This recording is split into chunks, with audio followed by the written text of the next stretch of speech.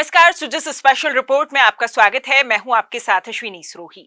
प्रधानमंत्री श्री नरेंद्र मोदी की पहल पर विश्व भर में 21 जून को अंतर्राष्ट्रीय योग दिवस मनाया जाता है। 27 सितंबर 2014 को संयुक्त राष्ट्र महासभा के 69वें सत्र को संबोधित करते हुए प्रधानमंत्री ने विश्व समुदाय से अंतर्राष्ट्रीय योग दिवस मनाने का आह्वान किया था।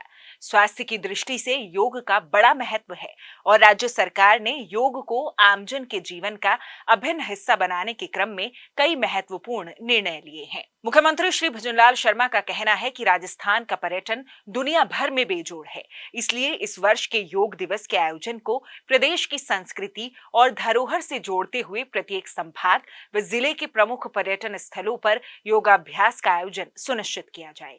इसके साथ ही ब्लॉक, ग्राम पंचायत, आयुष्मान आरोग्य मंदिर और सरकारी एवं गैर सरकारी संस्थानों में भी योगाभ्यास का आयोजन किया जाए। 21 जून को अंतर्राष्ट्रीय योग दिवस के उपलक्ष्य में हम आपको बताएंगे योगाभ्यास के बारे में, साथ ही उसके लाभ के बारे में। हरिओम, आप सभी को हमारा मुस्कुराता नमस्कार।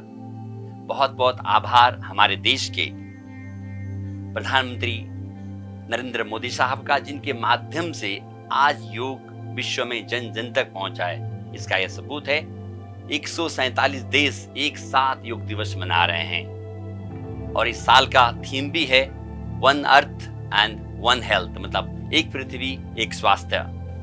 हम बहुत बहुत आभार व्यक्त करते हैं हमारे प्रदेश के मुख्यमंत्री श्री भजनलाल शर्मा जी का, जिनके प्रयास से सूचना एवं जनसंपर्क विभाग के माध्यम से प्रदेश के जन जन तक यहाँ मैसेज जा रहा है कि वो हेल्दी और वेल्दी रहें। कहते हैं ना, पहला सुख निरोगी का है, ताकि प्रदेश की जनता अगर हेल्दी रहेगी तो हमारा प्रदेश हेल्दी होगा। इस माध्यम से उन्होंने इसे जन जन तक पहुंचाने का बीड़ा उठाया, तो उनका मैं बहुत बहुत तहे दिल से आभार व्यक्त करता हूं।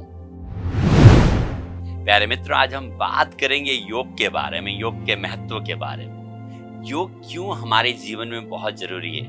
हमने आपको कहा था, देखिए इस साल का थीम पे क्या है, one earth and one health. मतलब हम सदियों से सुनते आ रहे हैं सनातन में वासुदेव कुटुंबम, हम सब एक हैं। अगर हमारे अंदर प्रेम है तो 7 समुंदर पार वाला भी अपना लगता है। अगर हमारे में प्रेम नहीं है तो आपका सगा भाई, सगा बहन या कितने भी नियर एंड डियर हैं, आपसे कोसों दूर रखते हैं। इसलिए प्रेम का होना बहुत अनिवार्य है। और प्रेम कहाँ से आती है? जब हम साधना करते हैं। क्या करते हैं? साधना। साधना क्या? योग की साधना। आज हम योग के बारे में समझते हैं। योग का मतलब होता है जोड़ना। अब बात होती है कि किसको किससे जोड़ें। अगर हम किताबों की बात करते हैं, बहुत सारे टेक्स्ट हैं, बहुत सारे शास्त्र हैं, कहते हैं आत्मा से परमात्मा का मिलन। अगर सचमुच में मैं आपसे कहूं कि मैं आत्मा से परमात्मा का मिलन कराता हूं तो कोई भी नहीं आएगा। तो सिंपल से बात है, योग का मतलब उसको समझने से पहले हम समझेंगे हम अपने जीवन में जो भी काम करते हैं, जीवन में जो भी कार्य A to Z करते हैं, उन सब का मकसद क्या है। क्या बताएंगे? हम कुछ भी पकड़ते हैं उस सब का एक ही मकसद है, चाहे हम बिजनेस करें, चाहे हम नौकरी करें, चाहे हम बच्चों को पढ़ाएं लिखाएं या कुछ भी काम करते हैं, सभी लोग आनंद पाना चाहते हैं। क्या करना चाहते हैं? आनंद पाना। ऐसा कहते हैं ना, सुख शांति के लिए कर रहे हैं। और योग का मतलब ही है परम आनंद की प्राप्ति। क्या है? परम आनंद की प्राप्ति। इसलिए अष्टांग योग में कहा है ना, यम, नियम, आसन, प्राणायाम, प्रत्याहार, धारणा, ध्यान और समाधि। और समाधि का मतलब है परम आनंद की अवस्था।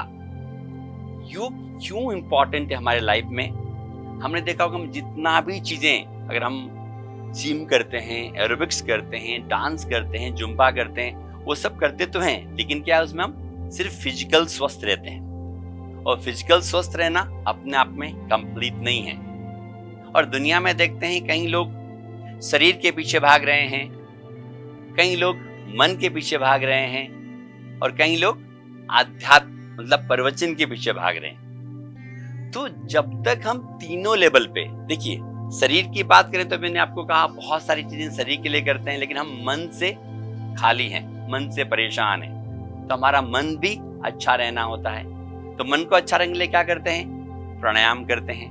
कहते हैं ना, लंबा गहरा श्वास होगा तो हमारा मन अच्छा होगा, और हमारा मन अगर अच्छा होगा तो हमारा श्वास लंबा गहरा होता है। इसलिए जो प्राणायाम है हमारे मनोस्थिति को बहुत बेहतर करती है। जब हम प्राणायाम करते हैं तो हमारा मन शांत होता है। और तीसरा बात है हम ध्यान। तो कई लोग ध्यान के पीछे हम कहते हैं कि ध्यान से ऐसा होता है, ध्यान से वैसा होता है। लेकिन आप समझिए, अगर मेरे घुटनों में दर्द है प्यारे मित्रों, तो हमारा ध्यान कहाँ जाएगा? मैं कितना भी बोलूंगा कि आप आंखें बंद कर लीजिए, ध्यान कर लीजिए, तो मैं ध्यान नहीं लगा सकता। क्यों? कि मेरे घुटने में दर्द है, तो मेरा ध्यान कहाँ जाएगा? दर्द में जाएगा। इसीलिए तो जब तक हमारे पास होलिस्टिक अप्रोच नहीं हो, तो अच्छा ध्यान करने के लिए भी बेस क्या है? हमारा शरीर है। इसलिए शास्त्रों में कहा गया है, पहला सुख निरोगी काया। हमारा स्वास्थ्य अच्छा होगा तो बाकी चीजें भी बहुत खूबसूरत होंगी। योग में इसलिए बहुत सारी चीजें हमारे शरीर को स्वस्थ रखने के लिए आसन हैं, क्रियाएं हैं, और हमारे शरीर को स्वस्थ, बलिष्ठ और बलवान बनाती है।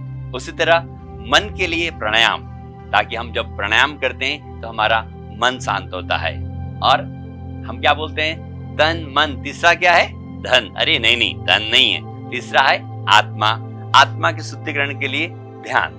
जब तीनों को हम कंबाइन करते हैं तो हम एक होलिस्टिक अप्रोच रखते हैं। क्या करते हैं? Holistic approach. और उसके लिए योग से बड़ा दुनिया में कुछ भी नहीं है। शायद इसी चीजों को ध्यान में रखते हुए नरेंद्र मोदी साहब, जो हमारे देश के प्रधानमंत्री, उन्होंने कहा 1 अर्थ एंड 1 हेल्थ। तो हेल्थ का जरूरी होना बहुत अच्छा है।